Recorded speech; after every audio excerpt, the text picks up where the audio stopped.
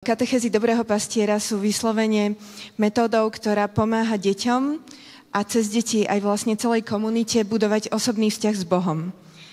Takže o tomto by som rada dnes porozprávala. A čo sú teda tie katechézy dobrého pastiera? Môžeme povedať, že je to taký komplexný katechetický program určený oficiálne deťom od 3 rokov do 12 rokov. Ale keby sme trošku prešli za tento taký všeobecný pojem, alebo veľmi formálny pojem, tak by sme si mohli povedať, že je to vlastne Montessori metóda rozšírená do oblasti duchovného života. A teda celej tej oblasti toho, tak ako vovádzame deti do zmyslovej výchovy, do praktického života, pomáhame im ovládať sa a tým budovať samostatnosť, tak vlastne vieme, že deti majú práve vo veku do 6 rokov aj veľmi hlbokú túžbu po duchovne a práve katechézy dobrého pastiera rozvíjajú Montessori metódou túto oblasť, ako deťom naplniť ich duchovné potreby, ako rozvíjať ich spiritualitu a pomôcť im naplno rozvinúť tento potenciál. A môžeme povedať aj, že my v katechézach odpovedáme na tichú detskú prosbu: pomôž mi, aby som sa priblížil k Bohu sám. A snažíme sa hľadať a objavovať, na ktorú Božiu tvár sú deti v ktorom veku práve najviac citlivé, čiže najviac zasahuje ich vnútro. A celé to vovádzanie do náboženstva potom nejde iba po povrchu, ale vlastne vstupuje naozaj hlboko do vnútra dieťaťa a formuje ho tak, že vlastne tie stopy zostávajú potom na celý život. A ako hovorí svätý Ján, Boh je láska, láska má veľa tvári. Takže ktorú Božiu tvár dieťa potrebuje práve v tomto veku, v ktorom s ním pracujeme. A samozrejme našim cieľom, takým širším, alebo takou víziou je to, čo hovorí Mária Montessori, že poslaním malého dieťaťa je sformovať človeka, ktorým sa neskôr stane.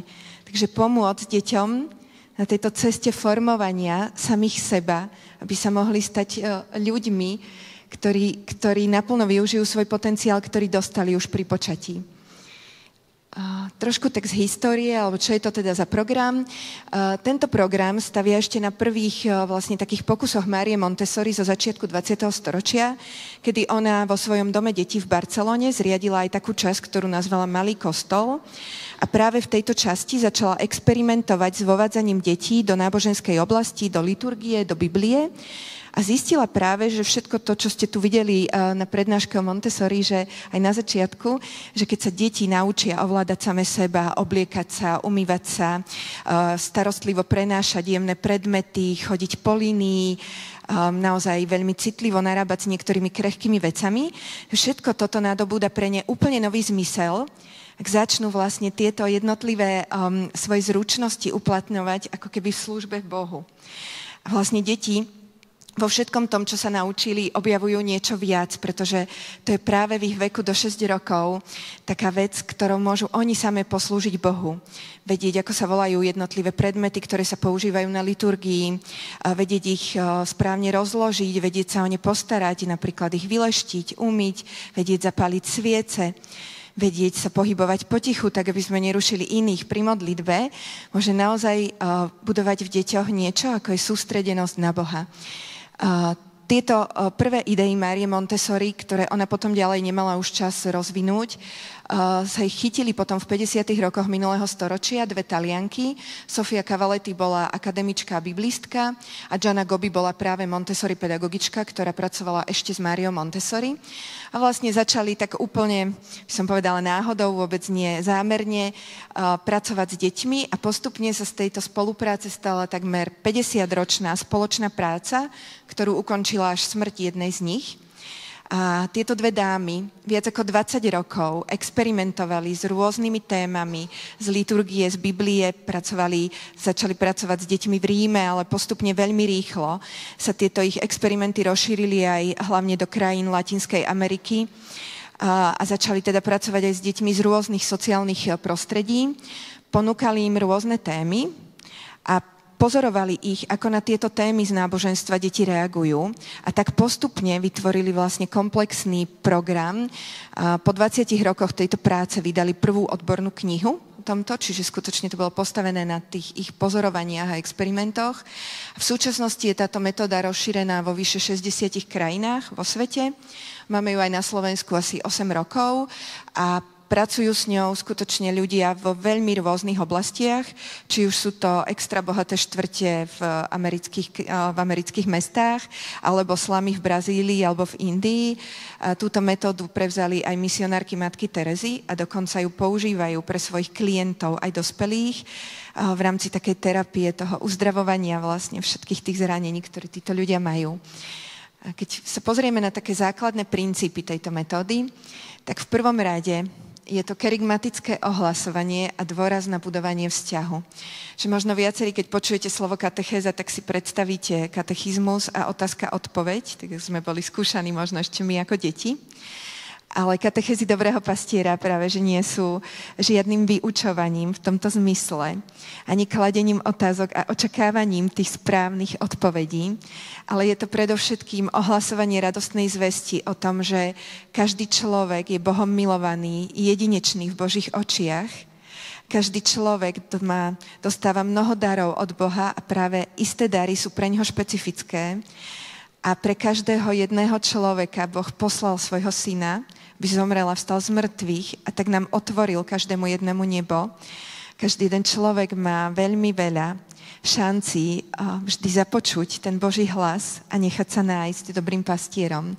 Takže našim cieľom toho katechetického stretnutia s deťmi nie je nejaká formulkovitosť alebo učenie, ale je to naozaj, vytvárame deťom priestor, kde môžu sa stretnúť so živým Ježišom.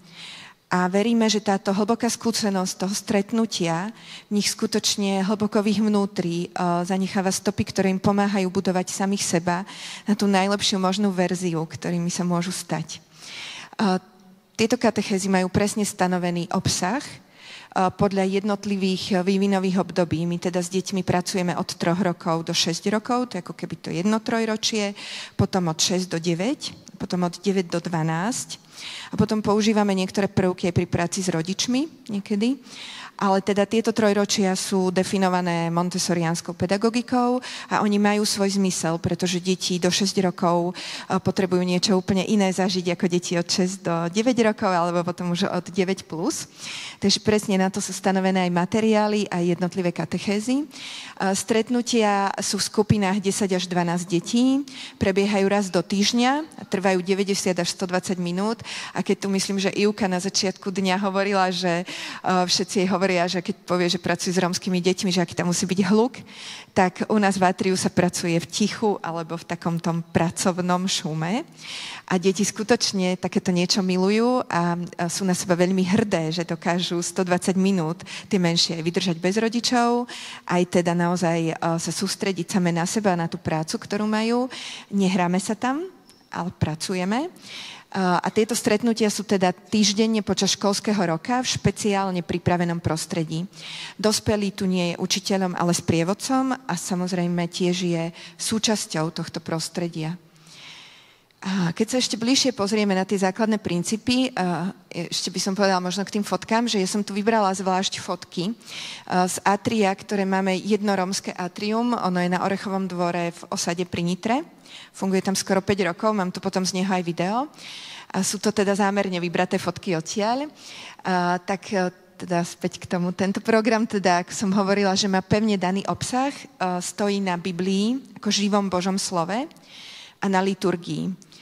My v tom priestore, kde katechézy prebiehajú, ten priestor sa volá atrium, a my v tomto priestore máme vlastne modely. Nie je to žiadna hra na nejakú svätú omšu alebo na liturgiu, nie je to hra s Bibliou. My tu máme modely, ktorými deti vovádzame do tajomstiev našej viery a jediné, čo je tu skutočné a živé, je Božie slovo, ktoré si zvlášť ctíme a máme ho na špeciálnom mieste v modlitebnom kútiku a spolu s deťmi na začiatku a naozaj prichádzame k tomu, že je to najvzácnejšia kniha, ktorá nás vlastne vedie našim životom. Keď ju čítame, tak prenikáme hlbšie do Božích tajomstiev a do lásky Boha k nám. A ako vidíte, to prostredie je zariadené veľmi pekne, tak aby pozývalo. a zároveň, aby nerozptýľovalo, čiže aby bolo zamerané na tú podstatu, ktorú deťom chceme odovzdať. Katechézy sú kresťanské naddenominačné, pretože Bibliu máme spoločnú, všetci kresťania, a liturgiu si potom každá denominácia vlastne prispôsobuje podľa toho, čo v liturgii má. My na Slovensku teda momentálne pracujeme iba v katolíckych atriách, ale veľmi radi by sme to rozšírili aj do iných kresťanských kruhov. A teda našim hlavným cieľom je pomôcť deťom vstúpiť do osobného vzťahu s Bohom. Ďalším princípom, veľmi takým by som povedal kľúčovým pre nás, je to, že sa pozeráme na dieťa ako na osobu, dávame jej úplnú dôstojnosť, takú ako má každá ľudská bytosť od počatia. A pre nás dieťa nie je žiadny malý dospelý, ani nie je niekto, kto potrebuje neustále hovoriť, čo má robiť, kto nie je schopný sa sám o seba postarať v tom zmysle, že rozhodnúť sa pre nejakú prácu, za koho treba stále niečo robiť, ale pre nás je dieťa, povedala by som, ako taký púčik kvetu.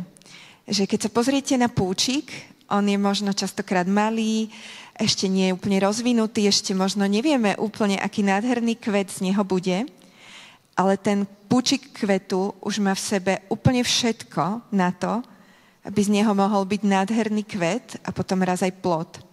A tá naša práca, keď sa takto pozeráme na dieťa, je vlastne, že premýšľame, pozorujeme ho a premýšľame, ako ho sprevádzať tak, aby sa tento púčik mohol čo najlepšie rozvinúť, aby mohol skutočne objaviť a využiť všetky dary, ktoré dostal. A tak samozrejme, keďže milosť stavia na prirodzenosti, tak začíname často takými bežnými vecami, aby sme v atriu mohli pracovať s tým nádherným materiálom.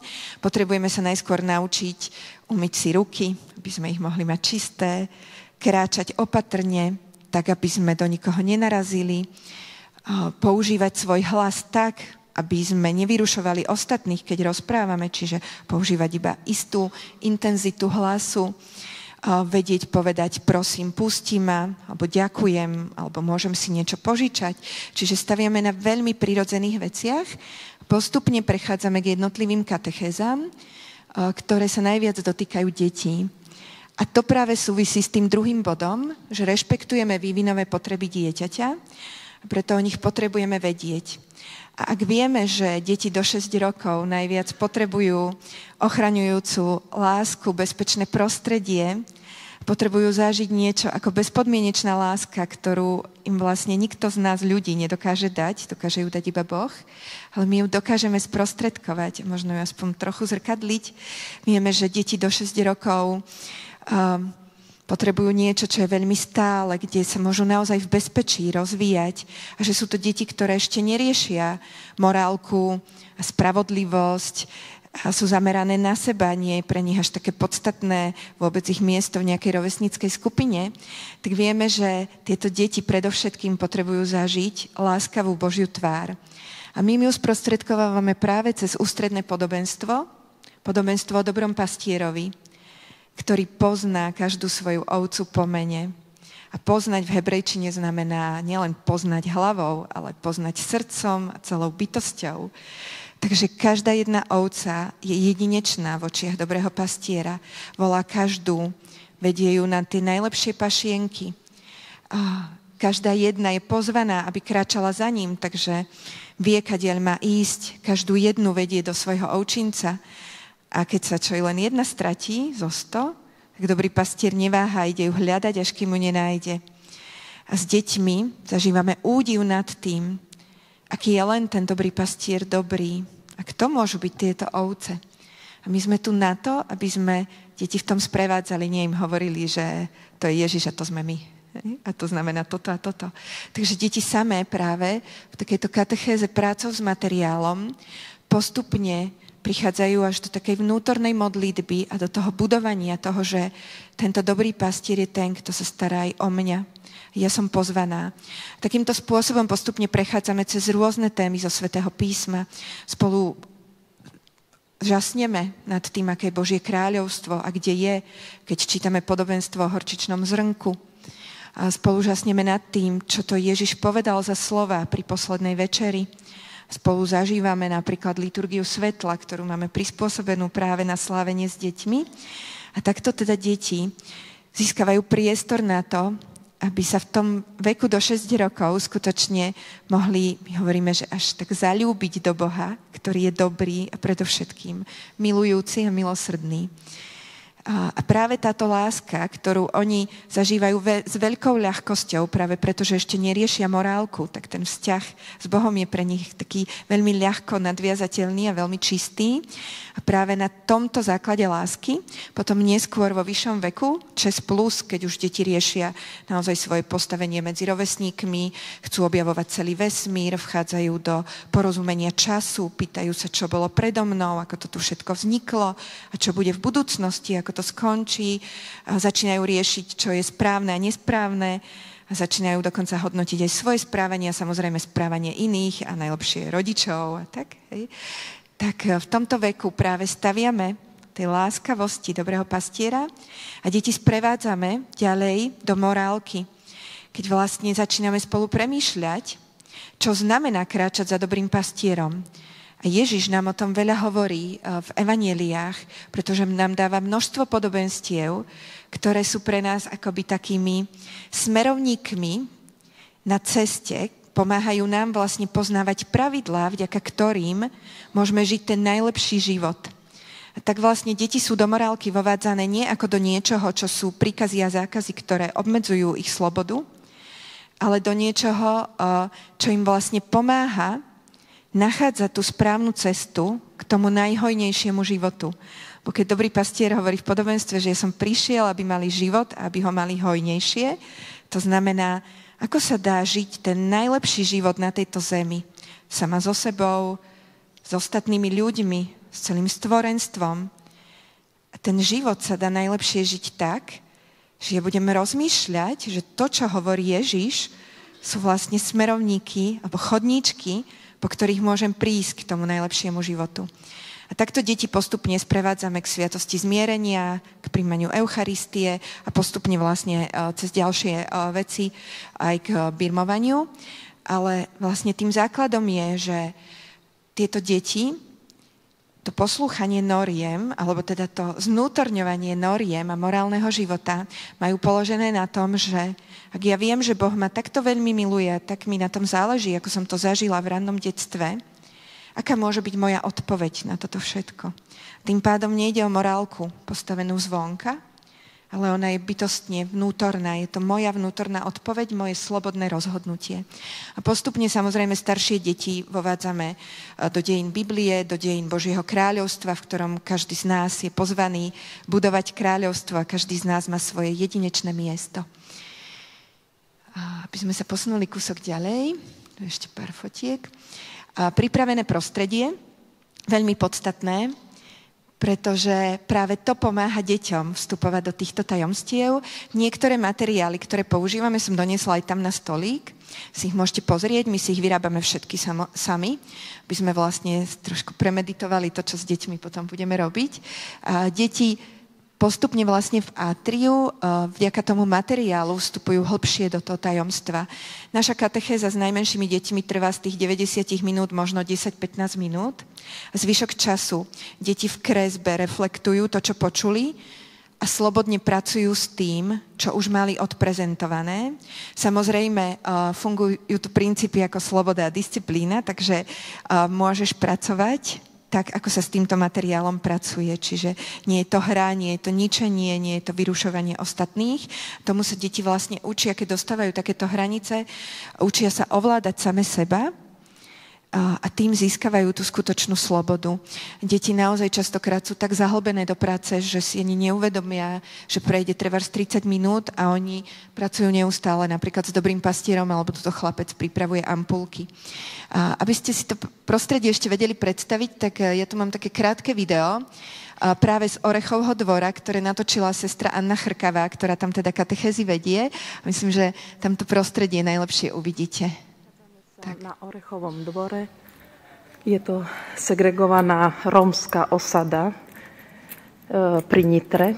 Bývajú tu olašskí Rómovia. Je ich to okolo 400.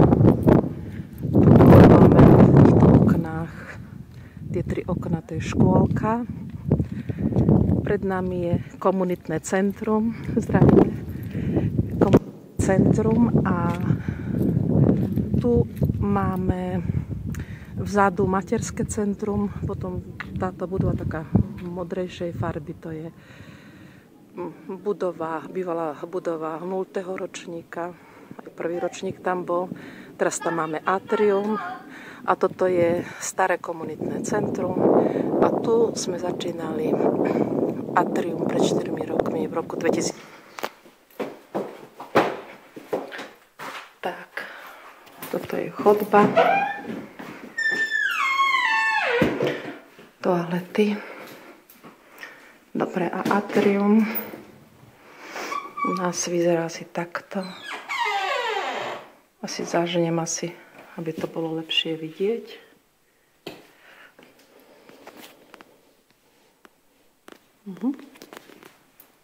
Aha. Modlitebný kútik. Krstný kútik. Oltár. Sakristia. Príprava svätej omše. Práca. Stôl dobrého pastiera. Podobenstva. Detstvo.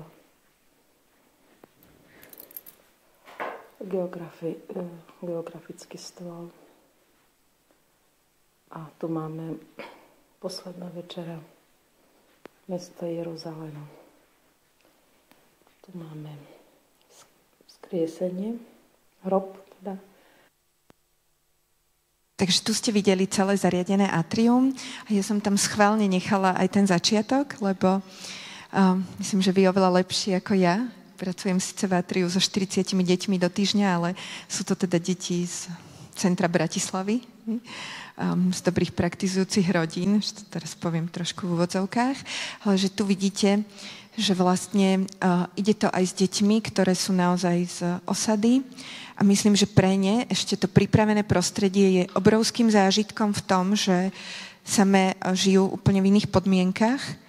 Tu sestry Salesianky majú teda aj takú Montessori materské centrum pre mami a deti od, myslím, že roka do 3 rokov. Potom tam deti idú do tej lokálnej škôlky a pomedzi to teda prichádzajú do atria, ktoré je neustále upratané, čisté. Oni sami, vidíte, že po 4 rokoch, to nie je tým, že by to sestra neustále upratovala a vyrábala na novo, ale tie deti sú vedené k tomu, že vlastne sú schopné s tým pracovať opatrne, jemne a prináša im to veľký vnútorný úžitok a veľkú aj takú sebahodnotu, pretože zisťujú, že oni sú toho schopné.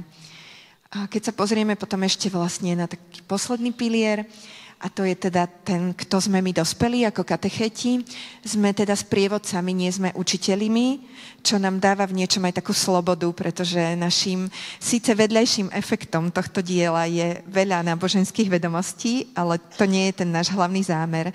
Ten náš hlavný zámer je skutočne to, aby deti mohli zažiť láskavú tvár Boha, aby mali čas kontemplovať pomocou práce svojich rúk to, čo im Boh hovorí, aby zažili spoločenstvo, zažili to, že sú milované a zažili to, že si dokážu vlastne sami pracovať s takýmito vecami, teda, že akú majú hodnotu a potom neskôr objavovali všetky dary, ktoré dostali. A tu vidíte vlastne aj sestru Annu a ďalšiu sestru Eriku, ktoré pracujú s deťmi. Nie tak, že by ich učili, ale sprevádzajú ich v jednotlivých témach. A ja som ešte na záver tohto celého poprosila sestru Annu o také krátke video, takého jej osobného zdieľania, ako hodnotí tie 4 roky. A teraz som trošku v rozpakoch, lebo je to posledná prednáška dneška. A nechcela by som, aby vyznela nejak pesimisticky, ale budem ráda, keď vám ju budem môcť pustiť. A zároveň chcem povedať, že toto nie je masové pastoračné dielo. Ale často v mase strácame ten záber alebo to zameranie sa na jednotlivca, na jeho jedinečnosť a na jeho potreby. A je to veľmi ťažké vidieť masu, ktorá potrebuje pomoc a zároveň si povedať, že dáva zmysel venovať sa konkrétne týmto pár deťom. Zvlášť, ak tu hovoríme teda o rómskych deťoch, tak v tomto prípade je to niečo ešte trošku ako terapia, takže momentálne tu ešte nie sme v tom projekte tak ďaleko, že by sme tu boli schopní mať 12 detí naraz v tom atriu, ale ja verím, že ten čas dozreje. Tiež zatiaľ tu pracujeme iba s deťmi do 6 rokov, ale je výborné, že tento rok sestry Salesianky idú už na kurz 2. úrovne a rozhodli sa, že budú vlastne pracovať aj s deťmi v rannom školskom veku. Takže postupne to tak rastie, ale isto vždy je v nás tá otázka, či by sme nemohli nájsť niečo iné, čo by mohlo zasiahnuť v rovnakom čase oveľa viac detí, a nebolo by to iba pár detí. Takže toľko by som ešte k tomu videu povedala a teda zdieľanie sestry Anny. Volám sa sestra Anna Chrkavá, som Salesiánka. Pôsobím na Orechovom dvore 6 rokov. Naše sestry sú tu už 10 rokov. Pôsobíme v materskom centre a ja pracujem v škôlke do obeda a po obede pracujem v tomto atriu. Venujem sa tu zhruba 12 deťom za ten týždeň. Berem ich po malých skupinkách, tak sa mi to ukázalo najlepšie, keďže som sama, takže ich berem po 2, max po 3, ale sú aj prípady, že keď niektoré deti berem iba jedného. Čiže takto po obede ich každý týždeň takto otočím. Niekedy sa hlásia aj tí, čo už absolvovali atrium aj celé 3 roky a chcú sa tu znovu vrátiť, aj keď sú druháci, tretiaci, tak im dám ten priestor a si to tu vychutnávajú a radi sa venujú tým činnostiam, ktoré atrium ponúka. Čo by som sa chcela podeliť, že vidím, že je to pekná práca. Naozaj deti sem radi chodia, je o to záujem, nikoho sem nemusím naháňať. Je to pre nich príťažlivé prostredie, majú stále čo robiť. Aj dokážu obdivuhodne aj dodržiavať ticho, až na niektoré výnimky, ale naozaj majú tí Rómovia také otvorené srdce pre Boha aj pre duchovno. Pekné je aj to, že napríklad také ako oslava Vianoc alebo oslava Veľkej noci, to robím pre všetky deti v škôlke, aj spolu s učiteľkami, takže je to také fajn, že môžem toto robiť tak pre všetkých v tomto prostredí. Myslím, že je to pekná práca, iba čo ma možno tak niekedy znepokojujú, Bože, že ja sa to tak luxusne venujem, čo ja viem, po 2 deti, hej, keď si zoberiem, čiže za to povedie ich stihnem 2 skupiny, 4 deti, že taká luxusná práca to je, hej, že taká vyberaná a že vonku je, že toľko tých puberťakov alebo aj tie deti, čo absolvujú čo viem, sviatosti a už tým sa nemá kto venovať. Tak toto ma tak, že Bože, že prinesie to že takú úrodu, alebo že je toto správne, že čo robím, niekedy ma toto tak znepokojuje. Ale zatiaľ sa snažím ozaj tak vo viere kráčať a snažím sa to robiť dobre, čo ako najlepšie viem a vládzem. No a možno to prinesie aj nejaké plody. No. Takže asi toto som tak vám chcela povedať. Tak, týmto by som môj príspevok ukončila. A teda, kto by ste mali záujem sa o tomto diele dozvedieť viac, katechezidp.sk, tam nájdete aj kontakt na mňa, aj na našu organizáciu, ktorá na Slovensku katechézy zastrešuje. A ďakujem vám veľmi pekne za pozornosť.